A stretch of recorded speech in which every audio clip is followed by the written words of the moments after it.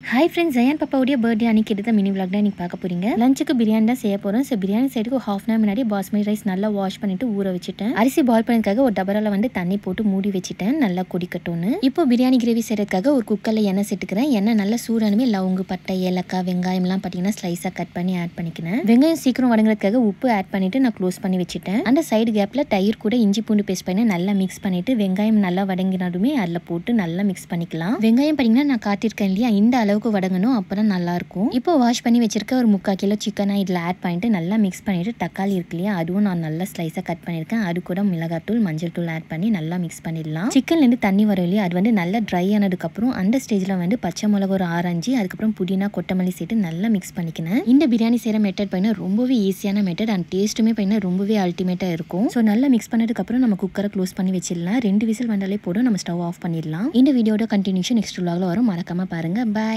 Hi friends, இன்னைக்கு பிரியாணியோட continuation vlog பார்த்துடலாம். பிரியாணியோட கிரேவி குக் ஆனதுமே ஆஃப் லெமன் மட்டும் இந்த கிரேவியில் ஆட் பண்ணி மிக்ஸ் பண்ணிட்டு குக்கரை சைடில் வச்சுட்டேன். எப்போ குக் பண்ணாலுமே இந்த மாதிரி துணி எடுத்து ஸ்டவ்வை அடிக்கடி க்ளீன் பண்ணிட்டே இருப்பேன். அதுவே எனக்கு ஒரு ஹேபிட்டாக ஆயிடுச்சு. ஸோ ஆட்டோமேட்டிக்காக என் கை பார்த்தீங்கன்னா துணி எடுத்து துடைக்க ஸ்டார்ட் பண்ணிடுவேன். இப்போ பாஸ்மதி ரைஸ் குக் பண்ணுறதுக்காக தண்ணி பாயில் பண்ண வச்சிருந்தேன். அந்த தண்ணி பாயில் ஆனதுமே புதினா கொஞ்சமாக ஆட் பண்ணிட்டு ரைஸ் வந்து வாஷ் பண்ணி ஊற வச்சிருந்தேன் இல்லையா, அதுவுமே ஆட் பண்ணிட்டு கொஞ்சம் ஒரு 80% குக் ஆனால் போதும், ரைஸ் ஆஃப் பண்ணிடலாம் ஸ்டவ்வை. உப்பு நமக்கு தேவையான அளவு ஆட் பண்ணிட்டு ரைஸ் குக் ஆனதுமே தண்ணி பார்த்தீங்கன்னா வடிகட்டிட்டேன். தென் கலருக்காக ரெட் ஃபுட் கலர் இருக்கு இல்லையா, அதை வந்து தண்ணியில் கொஞ்சமாக மிக்ஸ் பண்ணி இதில் ஆட் பண்ணிட்டு இப்போ குக் பண்ணி வச்சிடணும் இல்லையா குக்கரில் கிரேவி, அதை வந்து இதில் போட்டு நல்லா மிக்ஸ் பண்ணி விட்டுடலாம். இப்போ ஸ்டவ்வை லோ ஃப்ளேமில் வச்சுட்டு வடிகட்டணும் இல்லையா, அந்த கஞ்சி தண்ணி நான் கீழே கொட்டாமல் ஒரு பவுலில் தான் எடுத்து வச்சிருந்தேன். இப்போ வந்து தமுக்கு வைக்கணும், அதனால பிரியாணிக்கு மேலே வந்து தமுக்கு வச்சாச்சு. ஒரு 10 மினிட்ஸ் அப்படியே இருக்கட்டும். ஆஃப்டர் 10 மினிட்ஸ்க்கு அப்புறம் நம்ம ஸ்டவ் ஆஃப் பண்ணிட்டு பிரியாணியை நல்லா மிக்ஸ் பண்ணிட்டு சர்வ் பண்ணி சாப்பிட வேண்டியதான். சைட் டிஷ்ஷாக புதினா சட்னியும் சிக்கன் 65 செஞ்சிருந்தேன். இதோட கண்டினியூஷன் ரொம்ப லாங்காக போகிறதால ஈவினிங் 5 o'clock வீடியோ அப்லோட் பண்ணுறேன். வீடியோ பிடிச்சினா சப்ஸ்கிரைப் பண்ணிக்கோங்க. பாய்.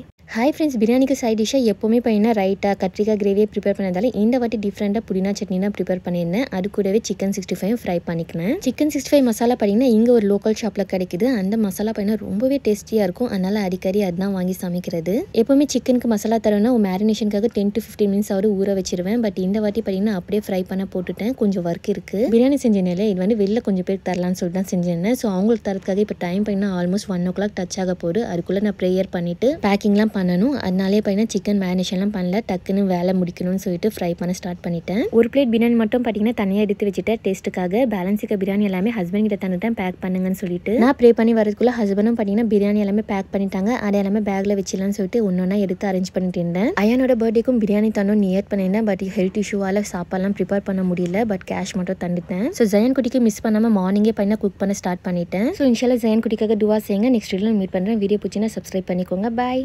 ஹாய் ஃப்ரெண்ட்ஸ், இன்னைக்கு கண்டினியூஷன் vlog தான் பார்க்க போறீங்க. வெளில கொஞ்சம் பேருக்கு சாப்பாட்டணும்னு சொன்னேன் இல்லையா, ஸோ பிரியாணி பேக் பண்ணிட்டு கீழே ஜெயன் குட்டியை கூப்பிட்டு வந்துட்டேன். ஹஸ்பண்ட் தண்ணி பாட்டில் வாங்கிட்டு வரேன்னு சொல்லிட்டு கடைக்கு போயிட்டு தண்ணி பாட்டில் வாங்கிட்டு வந்தாங்க. அதுவுமே பேக்ல வச்சுட்டு அங்கேருந்து கிளம்பிட்டோம். போகிற வெளில பார்த்தீங்கன்னா நிறைய பேர் பட்டுட்டு இருந்தாங்க, சாப்பாடும் சாப்பிடாம. டைம் பார்த்தீங்கன்னா 2 o'clock இருக்கும். எல்லாரும் பார்த்தீங்கன்னா பசியில தூங்கிட்டு இருந்தாங்க. எங்களை பாட்டதுமே தூங்கிட்டு இருந்த எல்லாருமே பார்த்தீங்கன்னா எழுந்துட்டாங்க. அங்கே இருக்க எல்லாருக்குமே சாப்பாடு ஜெயன் குட்டி கையாலேயே பார்த்தீங்கன்னா தர சொல்லியிருந்தாங்க. அவங்க அப்பா எல்லாருக்குமே ஜெயன் குட்டி தான் தந்தாங்க. எல்லாரும் அவ்வளோ துவா செஞ்சாங்க ஜெயன் குட்டிக்காக. நான் எப்போவுமே பார்த்தீங்கன்னா பசங்கிட்ட சொல்லிட்டே இருப்பேன், சாப்பாடு எப்போவுமே வேஸ்ட் பண்ணாதீங்க. இந்த டைம் சாப்பாடு இல்லாமல் எத்தனை பேர் கஷ்டப்படுவாங்க, நீங்கள் என்னென்ன சாப்பாடுலாம் வேஸ்ட் பண்ணுறீங்கன்னு சொல்லிட்டு. எனக்கு பார்த்தீங்கன்னா நான் ரொம்பவே எமோஷனல் டைப்பு. இந்த மாதிரி காசுலாம் வந்து கேட்பாங்க இல்லையா, அவங்களுக்கு வந்து காசு இல்லைன்னு சொல்கிறதுக்கு மனசே வராது. என் ஹேண்ட்பேக்கில் பார்த்தீங்கன்னா நான் எனக்காக எடுத்துகிட்டு போவேனோ இல்லையோ இவங்களுக்காகவே சேஞ்சஸ்லாம் எடுத்துகிட்டு போவேன். எல்லாருக்குமே தண்டு முடிச்சதுமே ஜெயன் குட்டியும் பார்த்தீங்கன்னா கரெக்டாக அல்வா ஸ்டார்ட் பண்ணிட்டாங்க. அதனால் அங்கேருந்து கிளம்பி லஸ்ஸி ஷாப்புக்கு போய் லஸ்ஸி குடிச்சிட்டு வீட்டுக்கு போயிட்டோம். என்னோட வீடியோஸ் பிடிச்சிங்கன்னா மறக்காமல் லைக் பண்ணி சப்ஸ்கிரைப் அண்ட் ஃபாலோ பண்ணி சப்போர்ட் பண்ணுங்கள். நெக்ஸ்ட் வீடியோவில் மீட் பண்ணுறேன். பாய்.